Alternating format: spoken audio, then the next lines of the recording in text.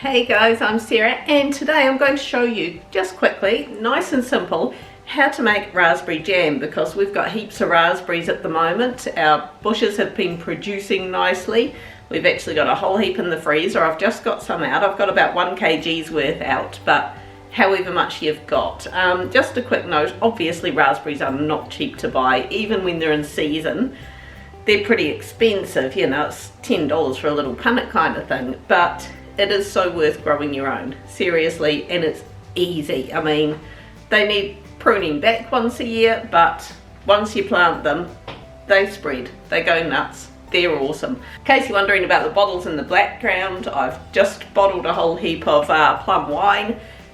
If anyone wants me to do a tutorial video on that, I can do. I have done a Feijoa wine video before. If anyone wants me to do the plum wine video as well, similar, not completely the same, but similar concept, leave me a comment down below and just let me know.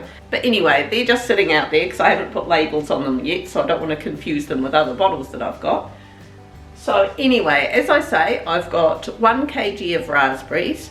It's pretty basic. You put 1 kg or however much you've got of raspberries in a big pot.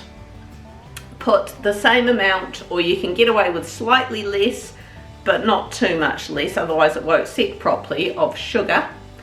And then you can use something like pectinase. I like just using lemon juice. For about 1 kg of raspberries, I'd probably use about 3 tablespoons of lemon juice. Just adjust accordingly, as long as you've got some in there. I do tend to wing this a bit, and I'm sure it will be fine. Now, you want to boil that up together till it comes to a rolling boil and leave it to boil for about 7 or 8 minutes.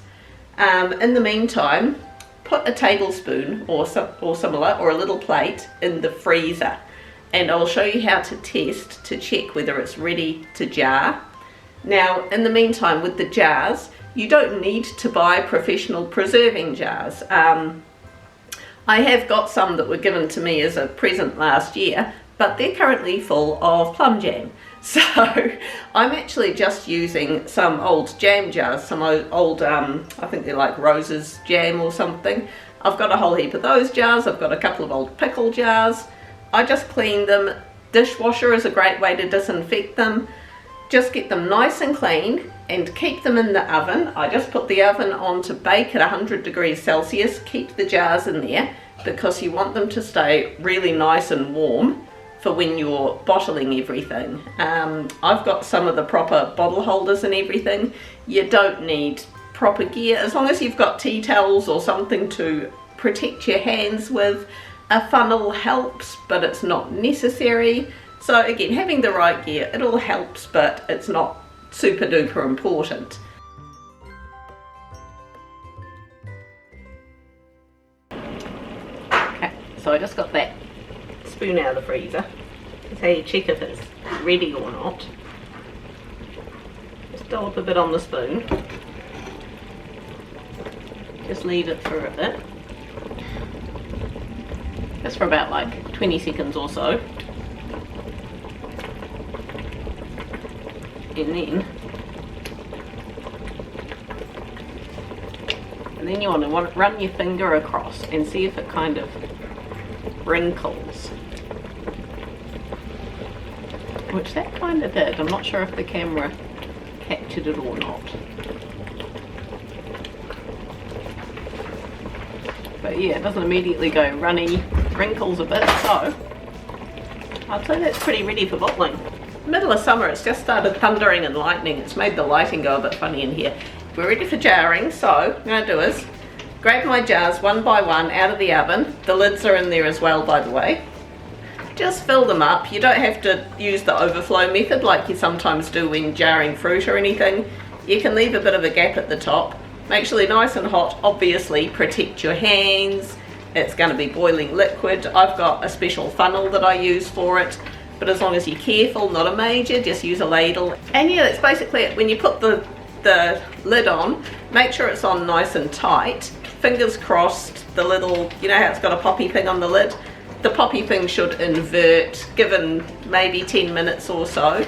If any of them don't pop and seal properly, it's not the end of the world. I just usually let it cool down and then I store it in the fridge, and it still lasts really well in the fridge, so no biggie, just use that jar first. So onward.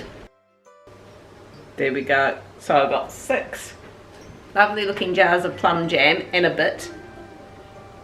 So the bit will just get put in the freezer. Just a quick note though, if you do, I'm not too worried about aesthetics, but if you don't want the sort of foamy looking stuff around the top there, as it's boiling, before you put it into jars, you can just get like a sieve or something and just scoop out the top part where it's going all foamy, and that should negate that from happening. Me, I'm not too worried, you know, it's only for me and my family, and we're not worried about aesthetics. I'll have a taste tester very soon once the jars cool down a wee bit. Alright, taste test time.